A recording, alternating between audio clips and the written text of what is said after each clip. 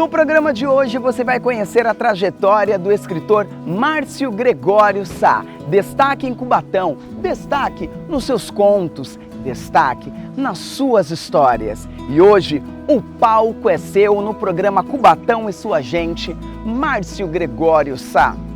Natural de Cubatão, Márcio Gregório Sá é escritor, educador e pesquisador e vem se destacando no cenário literário brasileiro por valorizar a cultura e a história de Cubatão em suas obras. Formado em letras pela Universidade Federal de São Paulo, a Unifesp, ele também é mestre em literatura latino-americana pela Universidade de São Paulo, a USP, onde aprofundou os seus estudos. Mais um programa Cubatão e Sua Gente. Sim, estamos aqui já com ele, Márcio Gregório Sá, escritor, destaque aqui em Cubatão. E olha, hoje temos história para contar. Márcio, meu amigo, muito obrigado e um prazer em você ter aceitado o nosso convite. Prazer é todo meu. Obrigado, TV Câmara. Obrigado, Thomas. É um prazer, um privilégio estar aqui, contar um pouquinho mais da minha história, falar dos meus trabalhos recentes, também os antigos. E é isso, teremos um bom papo. Fiquem por aí. Gente, Márcio Gregório é nascido aqui, criado em Cubatão, raiz dessa cidade, né, Márcio? Sou daqui, sou pé da serra. Nasci na antiga Santa Casa, na Avenida Martins Fontes, na Vila Nova, bairro que eu cresci também. Morei boa parte da minha vida na Vila Nova, estudei nas escolas públicas Ari, Lorena, Afonso Schmidt, fui patrulheiro do campi, trabalhei no comércio da cidade, trabalhei na indústria também, tem um pouquinho de estrada aí e gostaria de dividir algumas matérias disso com vocês. E voltando lá no tempo, né, vamos dar uma voltadinha aí na sua infância. Onde veio, na realidade, Márcio, esse desejo de criar poesias, de escrever? Conta um pouquinho pra gente. Na minha casa o livro sempre esteve presente, né? Meu pai sempre gostou de ler, ele tentou fazer letras também na juventude dele, mas ele só fez 1 ano e trancou, seguiu para o caminho da indústria. Meu irmão, que também é poeta, Marcelo Portuária, advogado, também sempre gostou de ler, mas o interesse por literatura mesmo comigo não se dá exatamente na adolescência, um pouco depois, sim. A partir dos 18, 19 anos, que eu tive mais contato com literatura. Você tinha uma base muito forte, então, dentro da sua casa. Então, já perceber seu irmão, seu pai. Então, já na base ali da literatura, né? Da literatura, sim. E também de família também. A minha avó era professora, minha mãe foi professora também. Eu tenho primas também que seguiram para a carreira de professora também. Mas esse contato vai ser tardio. No entanto, eu sempre fui um jovem, adolescente, que sempre procurei me expressar artisticamente. Muito bom. Então, andei de skate durante muitos anos, frequentei muito o Parque Anelinas. Um participante aí de esporte total, né? E de um esporte também muito expressivo também. Sim, Na fronteira verdade. ali entre o esporte e a arte. A gente pode brincar, o skate conjuga muitas linguagens, né? Verdade. Roupa, estilo, moda, música, né? Isso mesmo. É um forte vetor de identidade para os jovens. Os esportes e os esportes radicais, o skate, enfim. Então sempre tive por aí. Mas a entrada na literatura é uma entrada também um pouco de viés pelo cinema, né? Eu fui um dos jovens selecionados para participar do filme Querô, em 2005, né? Que foi rodado aqui na Baixada Santista. E eu fui um desses jovens, participei do filme, ganhei um dinheirinho, conheci o teatro, participei um pouco de coletivos de teatro em Santos nos anos subsequentes. Fiz oficinas Querô em Santos, fui da primeira turma das oficinas Querô para aprender a fazer cinema. E rapidamente aí eu tomo contato então com as artes visuais, com literatura, né? Eu fui ler o Querô é um romance do Plínio Marcos, escritor da região, E esse foi o meu primeiro contato com a literatura, ler esse romance, que é a história de um menino que morava na região ali do Porto, e ele tem toda uma relação com policiais corruptos e com a marginalidade da vida ali no bairro do Macuco. E essa história me pegou, né? E é aí a minha entrada na literatura. Foi como se fosse aquele amor à primeira vista, né, verdade? E eu acredito que você se entregou, né? Vamos falar para um pessoal de casa? Assistir esse trechinho, então? Pessoal, assiste esse trechinho do filme Querô, aqui com Márcio Gregório. O que você sente aqui dentro? Ódio, raiva.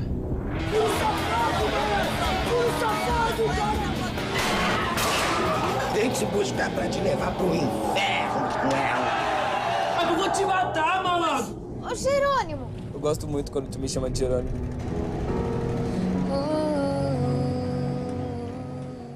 Olha aí, pessoal, você pôde assistir um pouquinho desse lindo filme, né? Mano, sensacional! Muito bom, E essa é a minha entrada na literatura. E então, sempre tive um pouco esse pendor para expressão artística também. Por essa época também ensaiei alguns toques de música também, de violão, gostava de dançar e tal, mas não estava encontrando ali aquela carreira, aquela área que eu pudesse me voltar completamente, inteiramente para ela e fazer daquilo ali mais ou menos, não só uma profissão, um ganha-pão, mas é uma carreira, né? Sempre tudo voltado para arte. Porém, ainda você não tinha falado, opa, aqui é a cereja do bolo. Ainda você não tinha descoberto esse momento, né? Não tinha descoberto, não. E aí, enfim, tateando, trabalhando com coisas diversas também. A minha formação técnica era em logística, eu trabalhei no polo industrial, na área portuária. Mas lá para 2008, 2009, eu decido iniciar um processo de estudo mesmo, de isolamento, para me conhecer e descobrir mais ou menos o que seria essa minha vocação.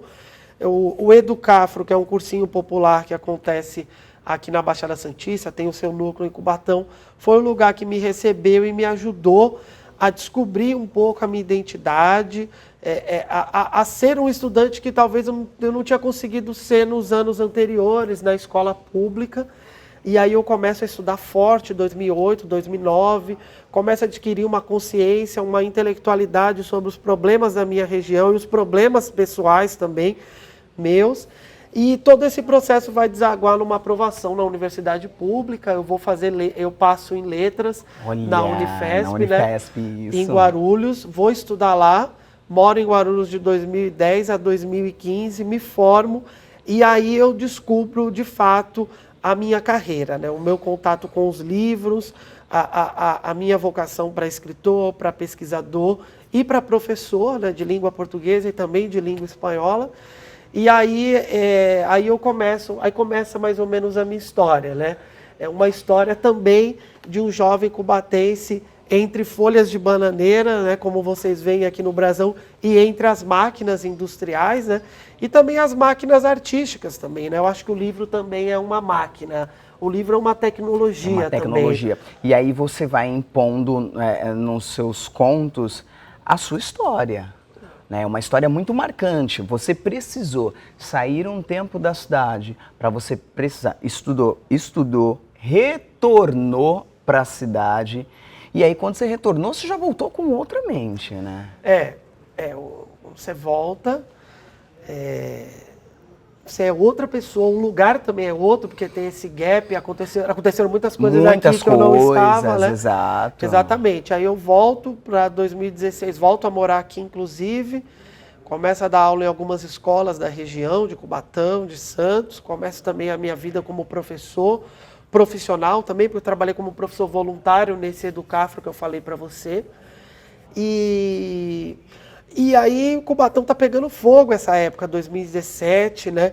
Tem coletivos de teatro, coletivos artísticos e sociais aqui fazendo trabalhos belíssimos. Eu cito o Coletivo 302, um galpão 302, cultural. É verdade, nossa. Eles estão fazendo as primeiras peças, né? Nossa, República. É verdade. Aí logo em sequência vem o Vila Paris e isso vai ser para mim assim um estranhamento muito grande também, o contato com essas obras deles vai me motivar muito a também tirar da gaveta os meus escritos. Seus projetos. Os meus seus projetos, escritos, exato. E E aí eu começo a fazer isso.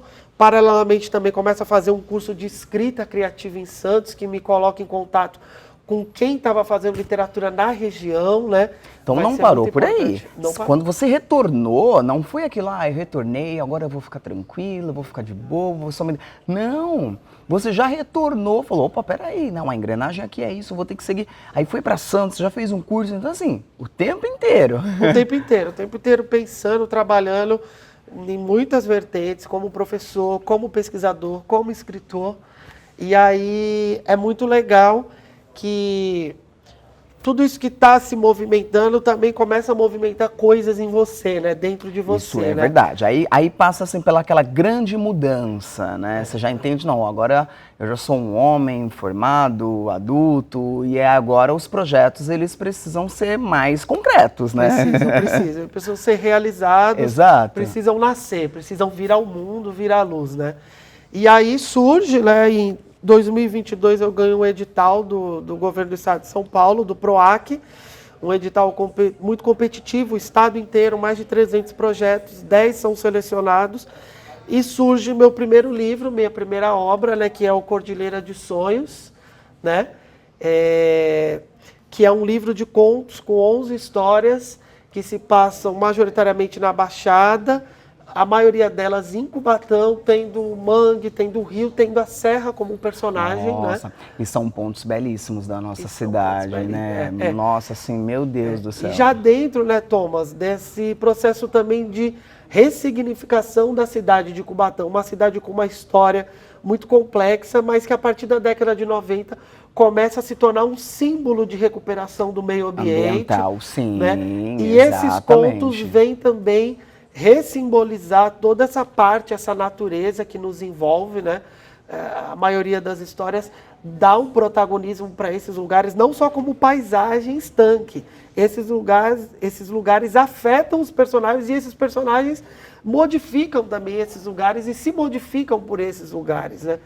Então vai ser um sucesso Cordilheira de Sonhos, eu vou fazer lançamentos na Baixada inteira, Cubatão, São Vicente, Santos, Mongaguá, São Paulo. Então já tem uma programação. Já tem uma programação. Vou para Flip também, Festa Olha, Literária Nacional. A Festa Literária, Eu exato. lanço o livro lá. E Festa Literária, assim, é gigantesco, né? Gigantesco, gigantesco. Então já tem uma programação, olha pessoal, que lindo, já tem uma programação para esse primeiro livro. E olha, eu vou falar para vocês, não ficou só por aí não, porque tem novidade. Até o final dessa entrevista, você vai poder acompanhar todos os lançamentos do Márcio Gregório.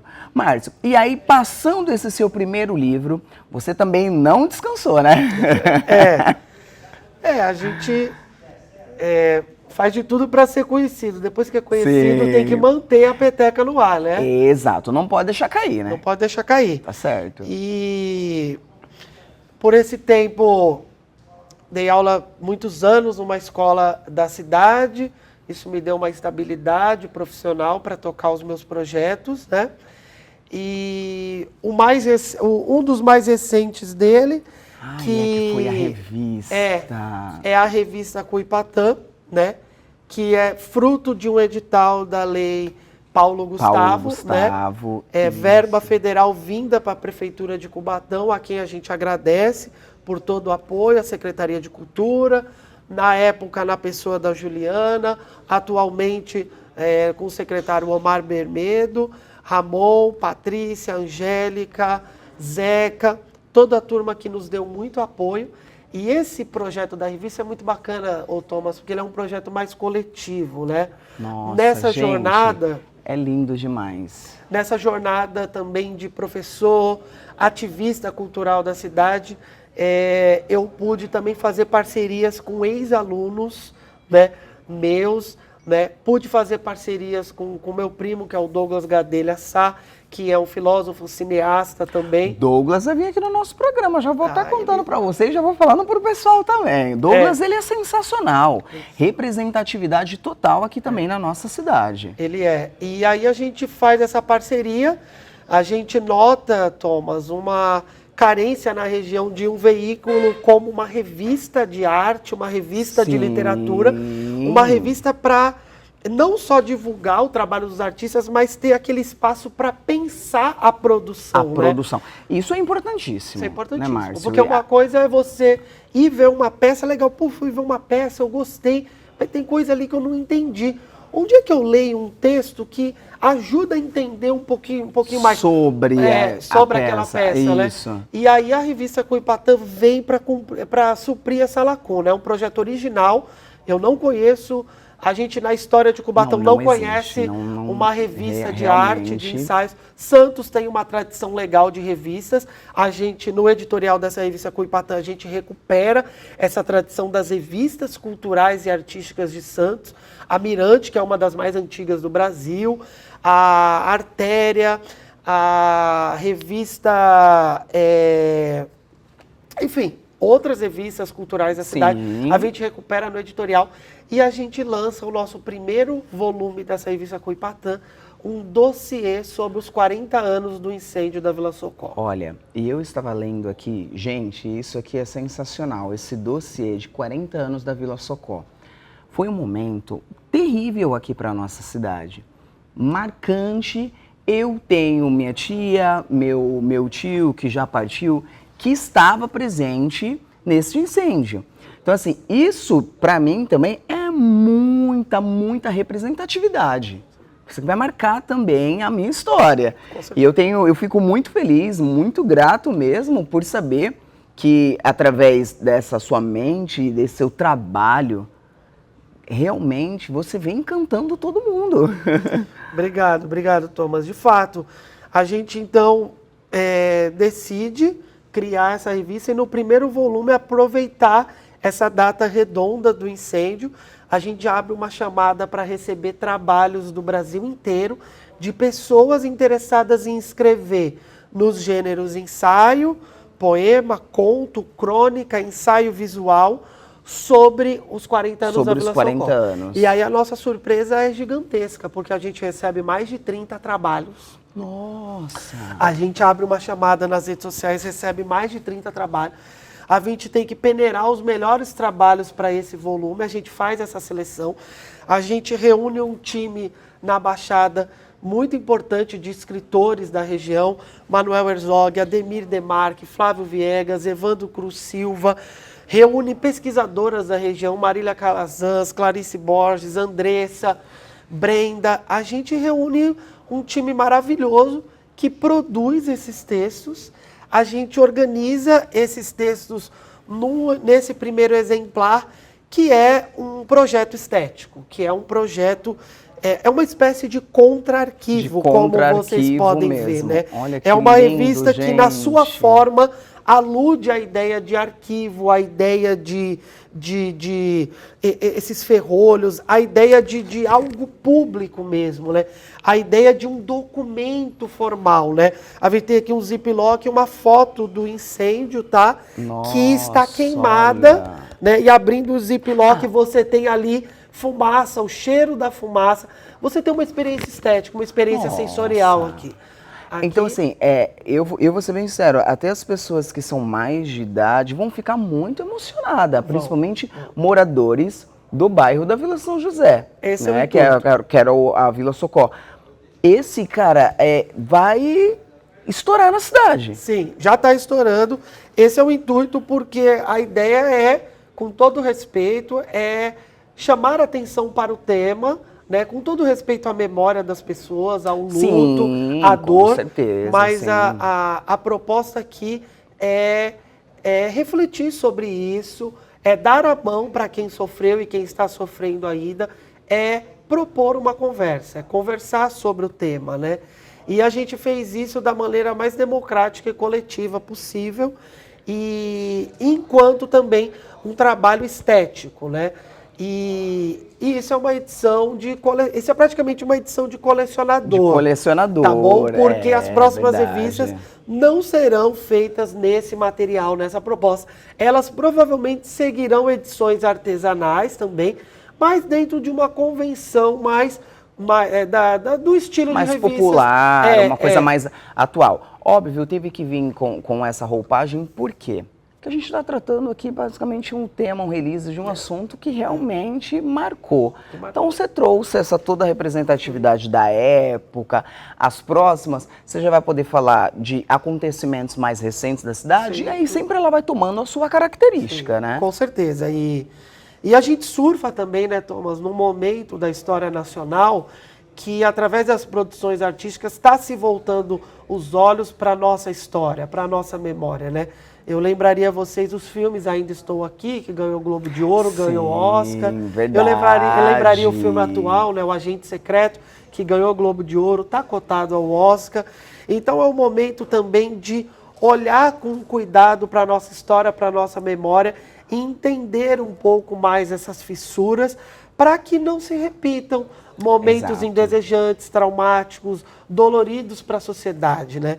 E a revista, eu acho que ela surfa, então, nesse horizonte, e a gente tá colhendo isso, as pessoas estão procurando, a gente tá se desdobrando para enviar revistas por correio para o Brasil inteiro, para as pessoas. Nossa, que lindo, e esses que lindo. exemplares estão assim, eles estão um sucesso. Assim, sigam a gente, Revista Cuipatã, nas redes sociais, para saber mais do nosso trabalho, adquirir um exemplar da revista, enquanto ainda tem, né? Como eu falei, uma edição de colecionador, a gente imprimiu algumas centenas, mas já vão aí para o seu desfile, para o seu final.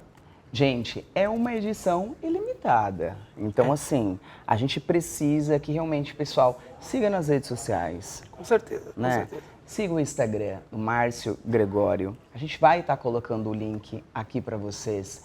Entrem em contato com o Márcio, solicitem o livro, solicitem a revista. Vocês vão ser muito bem atendidos. E você que está em casa acompanhando o nosso programa Cubatão e Sua Gente, no próximo bloco você vai poder conferir, gente, mais um lançamento do livro com Márcio Gregório. E olha, esse livro já tem história para contar, hein? Voltamos aqui, então agora, gente, como eu falei para vocês no bloco anterior, tem lançamento.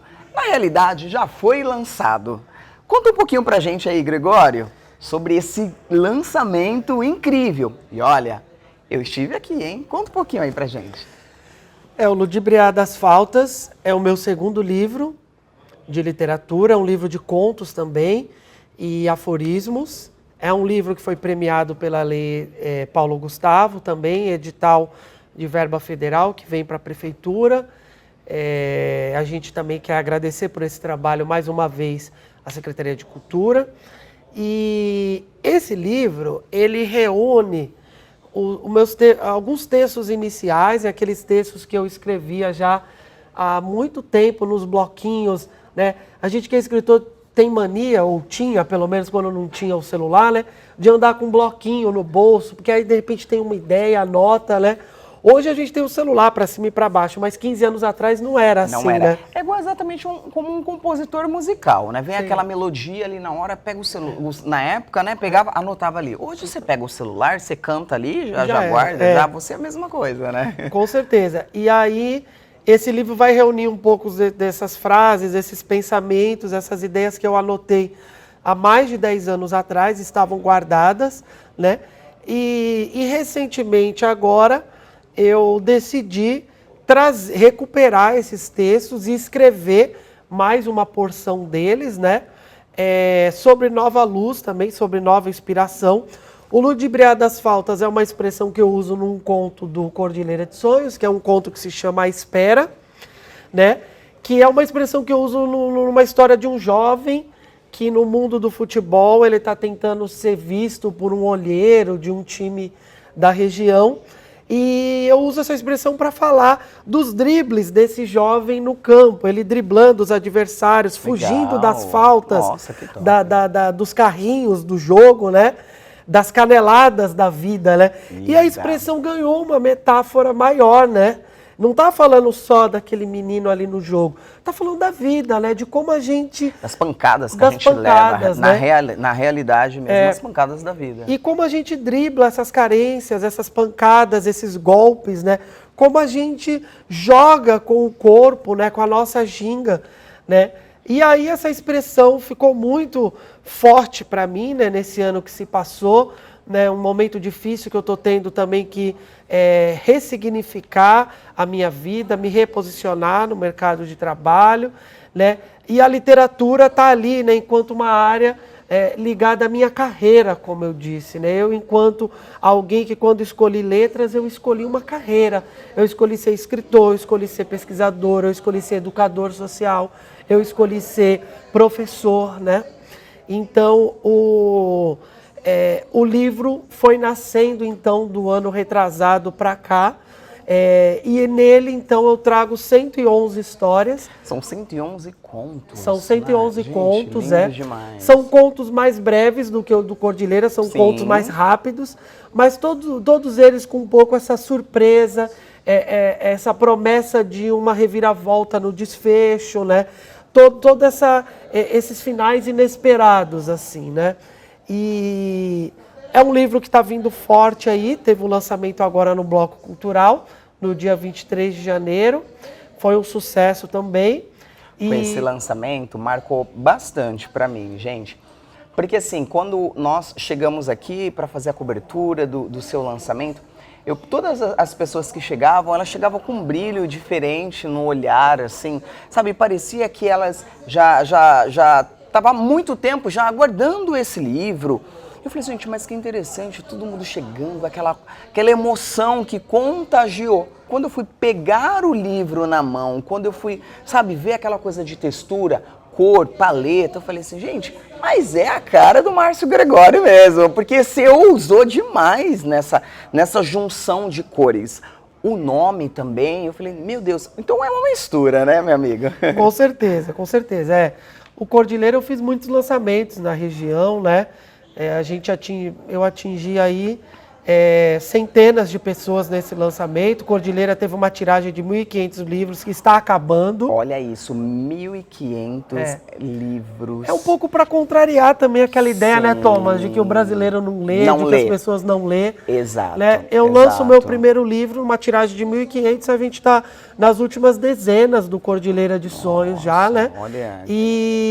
E aí, então, quando chego para esse lançamento do segundo livro, a gente já tem aquele público cativo, né? A gente já tem aquela galera que, não, vou lá, eu acho que deve ser um trabalho bacana também, marcante, e está sendo, né? Eu estou muito feliz, estou muito animado. Esse trabalho do Ludibriar das Faltas é com a editora Primata, a quem eu agradeço aqui também na pessoa do Luiz Perdizes, na pessoa do Macaio também. É uma editora de São Paulo, independente, já está há 10 anos na estrada e fez um trabalho primeiríssimo. Faz a diferença, uma diagramação, né? Uma editoração assim, muito notável. Tá? Eu convido vocês a conferir Ludibriar das Faltas, livro de contos e aforismos. É um livro também de leitura, eu acredito que mais rápida, mais marcante também, mas propondo aí uma interação com o leitor que não vai ser o mesmo, do começo ao fim da leitura.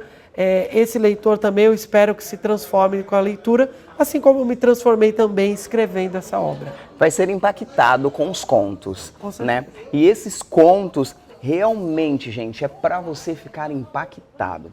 Márcio, e esse livro, ele vai ficar marcado para muita gente. Chegou para ousar e marcar. E realmente tirar mesmo aquilo da mente, como você tinha dito anteriormente. Ah, não, mas eu não gosto de ler. Ah, é muita coisa. O brasileiro que não gosta de ler. Sim. Não, isso ele vem para quebrar tudo isso. Com certeza, vem. Eu, na minha prática de sala de aula como professor, eu me gabo de ter ajudado muitos alunos a ler, a vencer, né, o tédio que a leitura às vezes dá, né? Num mundo tão dinâmico de celular, você parar de frente de um livro com papel e tinta escrita pode parecer sem graça, né? Nossa, isso é verdade. Mas nós, professores, temos as estratégias para vencer isso aí e, através da imaginação, do hábito da leitura, fazer esse mundo, dar cor e dar vida para esse mundo, né? E falando da nossa região, uma região tão rica em natureza, né? textos que falem sobre isso, eu acredito que fica mais fácil da gente começar a rodar esse cinema dentro da cabeça do leitor, né? Começar a dar vida, dar cor, fazer esse projetor sintonizar bem as imagens que a gente quer produzir, as sensações que a gente quer produzir também, né? Porque basicamente o meu livro fala sobre símbolos da região, mas fala sobre afetos, fala sobre amor, fala sobre amizade, fala sobre liberdade, fala sobre coragem, tá? Fala sobre a vontade de se transformar e de ser outro, ser você e ser outro. E ser outro, né? pensar no próximo. Pensar né? no próximo, no outro. Com certeza fala sobre empatia, solidariedade, né? Então, com certeza é um livro que vai oferecer a você essa experiência, né? E eu estou muito orgulhoso, né? Estou muito entusiasmado com a trilha que o Ludibriar vai correr. Eu estou com lançamentos já previstos para Santos, para São Vicente, para São Paulo. Quem sabe chegar na Flip novamente esse ano, chegar em Paraty nesse ano para lançar esse segundo livro, né? E convidar todos vocês também para ir comigo, para estar presente. Com certeza, faremos todo o acompanhamento com você, porque você é raiz aqui da nossa cidade. Nós temos que enaltecer a todos os artistas da nossa cidade. Temos que valorizar, sim, e você pode ter certeza.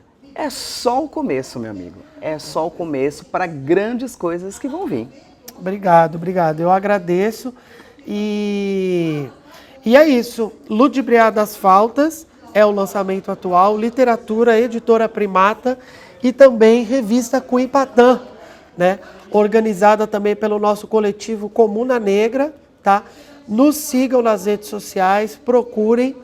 E eu acho que é isso, Thomas. Agradecer a vocês por esse espaço, falar um pouquinho da minha história, num momento muito bacana das nossas artes na cidade, um momento também que a cidade de Cubatão está crescendo, tá né, nesse sentido. A cidade, ela nunca foi esquecida, né?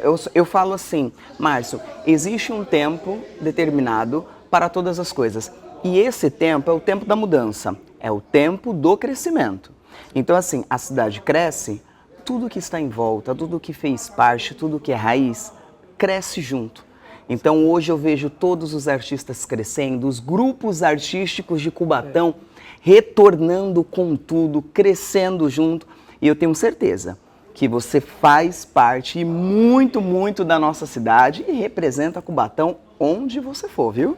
Com certeza, a gente tem muito orgulho disso, de ser filho de Cubatão e de ser herdeiros do legado do nosso grande Afonso Schmidt, né? Que num livro de ficção científica, né, Zanzalar, que vai fazer 100 anos agora em 2028 e não vai passar impune, né?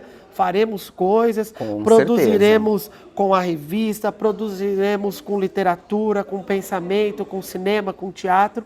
Ele sonhou essa Cubatão em 2028, uma cidade das artes, né? Estamos chegando lá. E nos últimos anos, verdade? Temos avançado muito, temos melhorado muito, né?